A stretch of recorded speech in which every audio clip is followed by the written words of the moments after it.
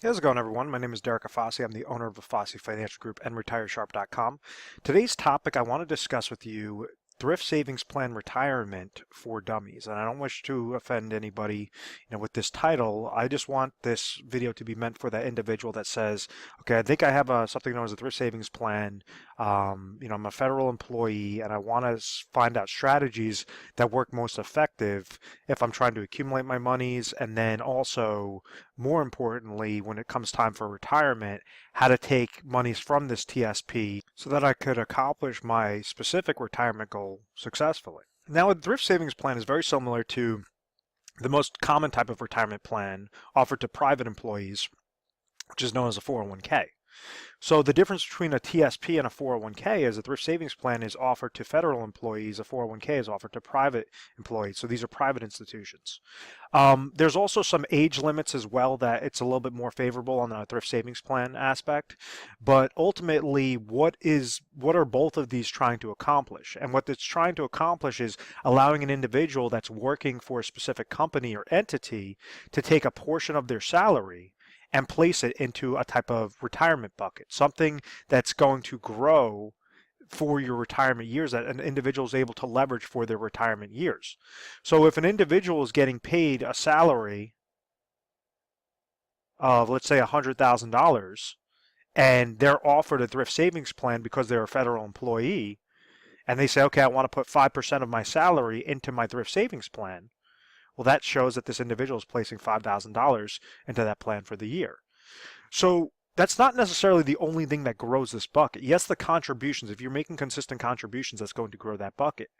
But the caveat to this is also the percentage rate that's going to come back that could add compound interest to this bucket as well. And what I mean by this is you're going to have different options. You're going to have, about 5 to 20 different options. With this thrift savings plan, they're going to be tied to some sort of passive strategy, some sort of passive mutual funds or fixed accounts that you could allocate your monies towards. So like if somebody goes and they're putting in $5,000 a year and they have them invested all within the G fund that's paying a fixed percentage rate, well then they understand that they're going to always receive a gain within this bucket. It's going to be the contributions are going to grow this bucket, that fixed percentage rate are going to grow this bucket, so that bucket's going to grow larger and larger and larger throughout the end of the year, throughout the end of the day, throughout the end of the year. The problem with this is the G fund is paying such low interest rates. So therefore, individuals start to say, well, I've heard great things about the stock market.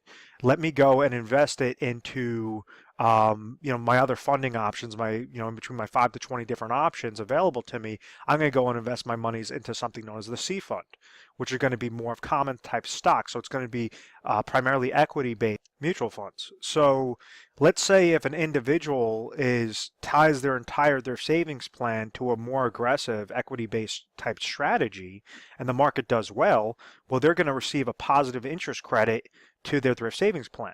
So their bucket's going to grow by the contributions that the individuals is making, and then plus whatever this interest credit comes back at. So we understand if someone's placing dollars into that bucket and they're in a fixed type account like the G fund, well then whatever they're placing in there is going to grow that bucket because this percentage rate is always going to be a positive fixed percentage rate. The problem that lies with throwing it all within those fixed type contracts or that fixed type allocation is you could run the risk of inflationary risk. So this is that whole concept of why an individual doesn't want to just save all their money and hide it underneath a mattress, is because the cost of goods and services are going to be increasing each and every year. So it's a rule of thumb, inflation is going to increase by on the low end about 3% per year, on the high end about 4% per year. And inflation is tricky because you could have some years where inflation is not there. You don't see an increase in the cost of goods and services, and then all of a sudden you see a large uptick out of nowhere. So it's not like you're just seeing a gradual 3%, 3%, 3%. You could have 0% inflation and then all of a sudden get hit with a 5% of inflation in a given year. But on average, to prepare for it is you want to successfully receive about a 3 to 4% as a minimum rate of return off of your account so you do not fall victim to that inflationary risk. Because an individual could go and keep saving their dollars, saving their dollars, saving their dollars. Just like in 1990, individuals that retired lost over 40% of their purchasing power by 2010. And it was because of that concept of inflationary risk. Basically, the cost of goods and services were increasing, even though these individuals were on a fixed income. They now had to change their lifestyle in retirement because they couldn't go back to work. They were too old to go back to work, and basically too frail to go back to work. The individuals were losing to that inflationary risk concept. The other side is more of that equity-based model, and this is why individuals, they say, I want to go with the other funding options available in my thrift savings plan, ones that are tied to the market, ones that are tied to a mixture of stocks, of bonds, of my different options that might have like an 80% allocation into stocks and a 20% allocation into bonds. So you could pick and choose which route would be most suitable for your individual needs. Some individuals say, I'm not a risk taker. I just want to see a fixed percentage rate, and that might be fine going into the G fund, but they understand that there's going to be that inflationary risk associated with it. If they go into the other options, more of those variable type accounts, well, then they fall victim to something known as market risk. And let me clear up the screen real quick. And market risk was very apparent in 2008 when individuals said, you know what, from 1980 through 2000, I saw extremely great gains with my accounts. I'm just going to let it ride. I have faith in the market. Let me just keep my money in that C fund type aspect, and everything should work itself out. Well, what they didn't do was they didn't scale down. Typically, the rule of thumb is that when you start working, when you're in your earlier years, in your 30s and your 40s, you could take on more aggressive, more risk because you have a longer time horizon. If someone's going to retire at age 65 and they're 40 years old and the market takes a dip, well, they have those extra 25 years to recapture back all those different gains. So when somebody is now, let's say, age 63, and they still stay consistent with that risk, well, if the market has a decrease, well, you only have 2 years to try to recapture that back up. And then right when you want to retire, you're starting to pull money from an account that could potentially go down, that you're also paying fees on, and you're also having that longevity risk, you're having that inflationary risk that's compounding against it as well, and that's where you could see a retirement disaster take place. So that rule of thumb is to say, okay, I'm going to be more aggressive in my earlier years because I could take that risk, but then I want to make sure that I'm reallocating things, that as the closer that I get into my 50s, I want to make sure that these are more conservative, meaning more towards funds that are not going to be tied to that stock market volatility. In 2008, you had individuals that lost 50%, some over 50% of their portfolios, all within that 1 year. So if an individual walked into the year with $500,000 and then they walked out of the year with $250,000, that's something that's going to change your lifestyle. That's not a lot. That's not something of saying, okay, well, I walked into the year 500,000, I walked out of the year with 490,000. That's something that you could still prepare for. That's something that's not really going to change your lifestyle that much.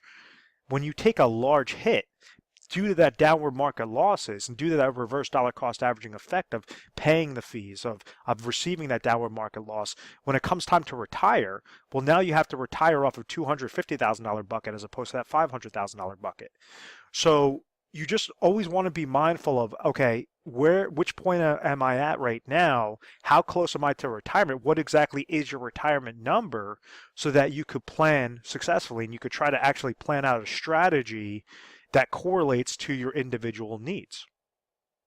So a very common example that occurs is, let's say an individual is currently age 60 and they're still working for that federal agency, and they say, okay, I know for sure that I want to retire at age 65. I want to stop working at age 65. What they typically do is they say, I'm going to leave my money in this TSP fund, in my TSP plan, and I'm just going to try to really pick out whatever the best allocations are. Now, the problem with the thrift savings plan is you're limited with the funding options that you have available. And yes, they're going to be cheap options, but typically you're getting what you pay for. So you have crappier options available when it's through that thrift savings plan. If you're below the age of 60, well, you might be subject to just trying to pick out what the best what the best available strategy is to really grow that account until, that retirement age. If you hit age 60 or age 59 and a half, the government allows individuals to take, it's known as an in-service withdrawal, and take a portion, if not all, of their TSP monies and segment them into properly designed IRA contracts. Why exactly is that beneficial? Why exactly would someone do that? Why would somebody take their TSP and roll it over into an IRA? Well, it all depends upon what their goal is. If this individual, let's say, is age 60, and they say, I want to retire at age 65, I have $500,000 that's currently sitting in my thrift savings plan account, and I have a certain income goal at age 65. Maybe I'm going to try to take Social Security a little bit earlier and trigger that at age 65. Maybe I'll be getting a pension from the federal government as well at age 65. And then I want to make sure that I'm siphoning out the correct dollar amount from my thrift savings plan that will correlate exactly to whatever that gap is. So the number one goal to plan for is your income. If you have that ideal retirement age at 65, and let's say with this scenario, this person has no other retirement savings. They have just some money into, savings account, checking account, but basically as a retirement plan goes, they have this $500,000 in their savings plan. What happens is, let's say after doing a budgeting analysis, they understand that their expenses currently are, let's just say that they're sitting at 60 grand, but in retirement, these expenses at age 65, some are going to be reduced and it's going to be right around $50,000. Let's say at age 65, this individual is going to be receiving Social Security income of $30,000, and then they're also going to be receiving pension income, as a hypothetical example, of $10,000. What this tells us is that at age 65, their goal is $50,000 of income that they need to suffice. This tells us that they already receive guaranteed income sources of $40,000. So what is there a gap of? $10,000.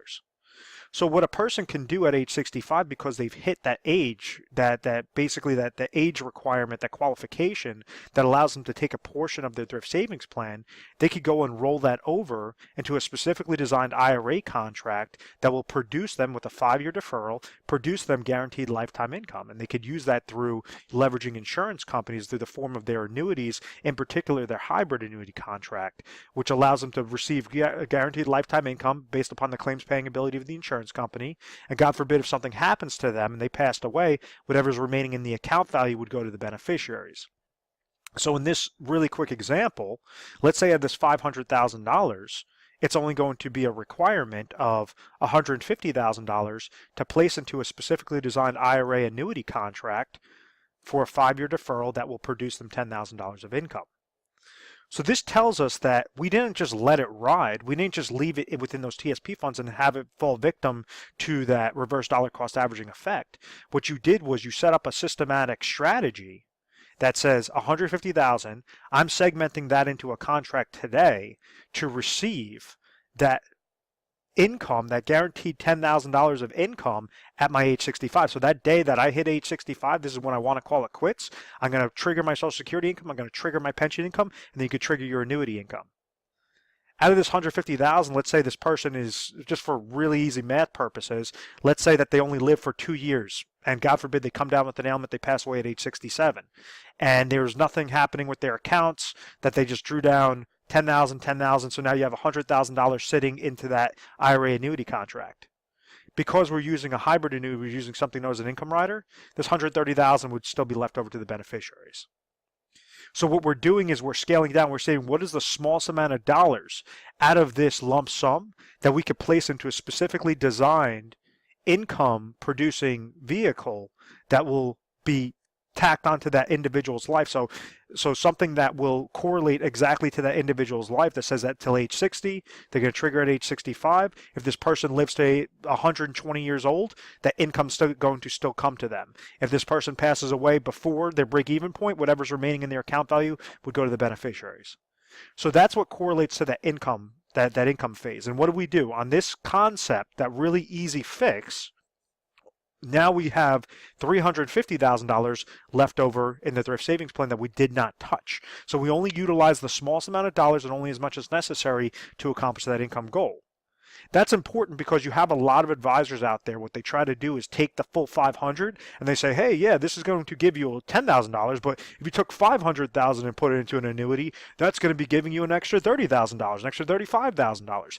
And if your goal does not correlate to that extra $35,000 income need, yes, it will give you more income, but you don't want to just throw all your money into an annuity. You only want to leverage the correct portion into that specifically designed IRA annuity contract. So we have the number one goal is the income sources. We had 500,000, and we said it's going to be a requirement, and this is all hypothetical, 150,000 that's going to produce them the $10,000 of income. They're receiving 30,000 in Social Security, 10,000 in pension income, 10,000 in the IRA annuity income. And the reason why it has to be in an IRA is because the thrift savings plan is something known as pre-tax. So this is monies that you never paid tax on. So when you go and you do the rollover, it's going from a thrift savings plan, which is a qualified retirement account, to a traditional IRA, which is another qualified retirement account. So when you do that rollover, it's not like you're paying taxes on that 150 and then it's going into the IRA. What you're doing is you're just rolling over. It's a type of transfer from a qualified to a qualified, so that each time that you're taking out that $10,000, that's when you're going to have to pay tax on. These are monies. There's no way to get around that tax. Uncle Sam needs his money any which way. It's just you want to make sure that you're doing it effectively. Some mistakes that we see is an individual says, oh, it's going to be 150,000. Let me just go and take that money, throw it into my checking account, and then I'll write a check to the insurance company. And that is, you're entirely shooting yourself in the foot, because that individual has to therefore pay taxes of 150 grand all within that one shot. When you do a rollover, what you're doing is you're keeping it within the qualifications, the qualified to qualified type accounts. The second aspect of making sure that you are planning for your retirement, you're at least having confidence in retirement, is planning for an emergency fund. So rule of thumb is that an individual is supposed to keep about 6 to 12 months of their expenses in savings into something that's liquid, meaning something that they could easily access. So if we use 150,000 into an IRA annuity, and we have 350,000 left over, and we said that this person has a goal of $50,000 of expenses in a given year, well then, in this example, we could use $50,000 and roll that over into an IRA cash position or IRA money market account. So something that's not going to gain interest, barely any interest because interest rates are so low right now, but something that if they ever came to that oh my gosh moment, that a tree comes and falls to their house, they need repairs, or they have some sort of health ailment that they need to spend money for, they have this bucket sitting there. So what do? We now used 200,000 out of that 500,000.